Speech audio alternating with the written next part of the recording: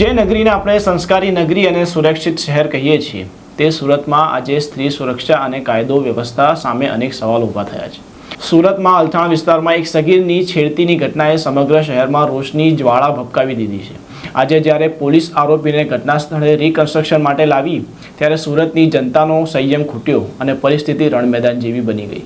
વૈષ્ણવજન તો તેને કહીએ જે પીડ પરાઈ જાનાને રે।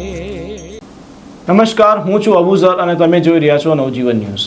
ગઈકાલે સુરતના અલથાણ પોલીસ સ્ટેશનની હદમાં 35 વર્ષીય ઇમ્તિયાઝ નામના શખ્સે એક સગીરની છેડતી કરી હોવાની શરમજનક ઘટના સામે આવી। આ ઘટનાની જાણ થતાં જ પીડિતાનો પરિવાર અને હિન્દુ સંગઠનો મોટી સંખ્યામાં પોલીસ સ્ટેશન પહોંચ્યા હતા। ગઈકાલ રાતથી જ વાતાવરણ તંગ હતું અને પોલીસ સ્ટેશનનો ઘેરાવ કરીને આરોપી સામે કડકમાં કડક કાર્યવાહીની માંગ કરવામાં આવી હતી। પોલીસે તાત્કાલિક ગુનો નોંધી આરોપીની ધરપકડ તો કરી, પરંતુ લોકોનો આક્રોશ શાંત થયો ન હતો। આજે બપોરે જ્યારે પોલીસ આરોપીને તપાસના ભાગરૂપે ઘટનાનું રિકન્સ્ટ્રક્શન કરાવવા લઈ ગઈ ત્યારે દ્રશ્યો કંઈક અલગ જ હતા। હજારોની મેદની રસ્તા ઉપર ઉતરી આવી હતી। પોલીસના ઉચ્ચ અધિકારીઓ અને રેપિડ એક્શન ફોર્સનો કાફલો હોવા છતાં ઉશ્કેરાયેલા ટોળાએ આરોપી પર હુમલો કરવાનો પ્રયાસ કર્યો। મળતી માહિતી મુજબ આરોપી પર ટપલી દાવ અને પથ્થરમારો પણ કરવામાં આવ્યો। પરિસ્થિતિ એટલી હદે વણસી હતી કે પોલીસે ભારે જહેમત બાદ આરોપીને ટોળાથી બચાવીને બહાર કાઢવો પડ્યો હતો। પહેલા તો તમે આ દ્રશ્યો જોઈ લો।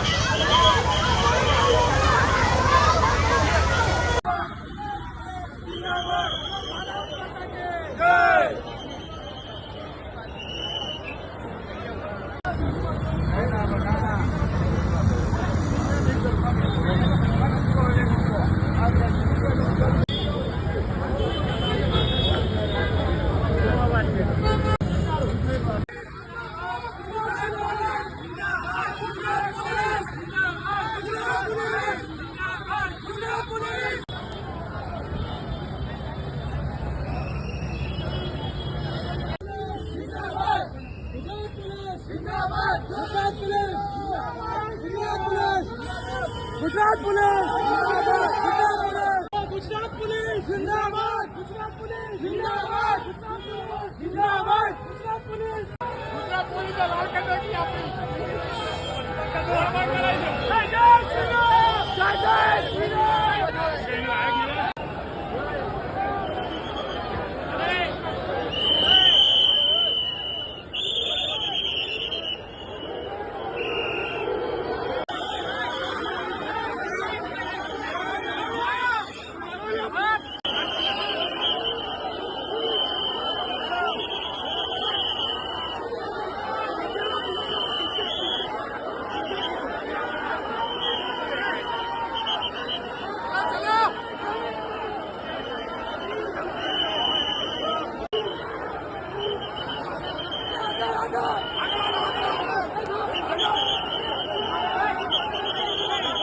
આ ઘટનામાં સૌથી વધુ રોષ મહિલાઓમાં જોવા મળ્યો છે।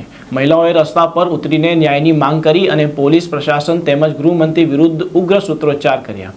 જનતાનો સવાલ એક જ છે કે શું રાજ્યમાં દીકરીઓ સુરક્ષિત છે? પહેલા તો તમે એ જોઈ લો કે મહિલાઓ કેવી રીતે વિરોધ પ્રદર્શન કરી રહ્યા છે।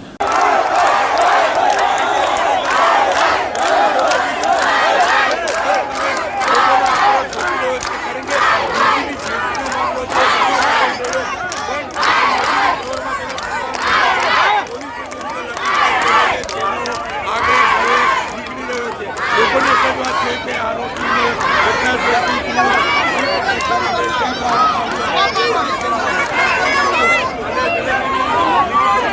એને લઈ રહેવામાં આવ્યો. આ તમામ મુદ્દાઓનો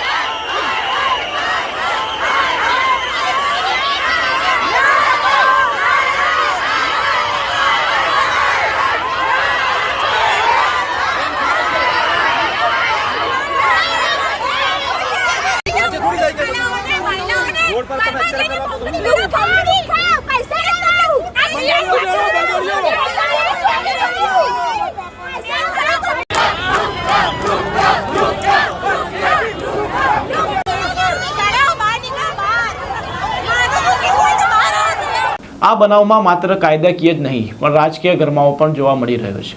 ખાસ કરીને ચૂંટણીના માહોલમાં સુરતની આ ઘટનાએ વિપક્ષ અને સામાન્ય જનતાને બોલવાની તક આપી છે. લોકોની એક જ માંગ છે કે આવા નરાધમોને એવી સજા મળે જે દાખલરૂપ બને.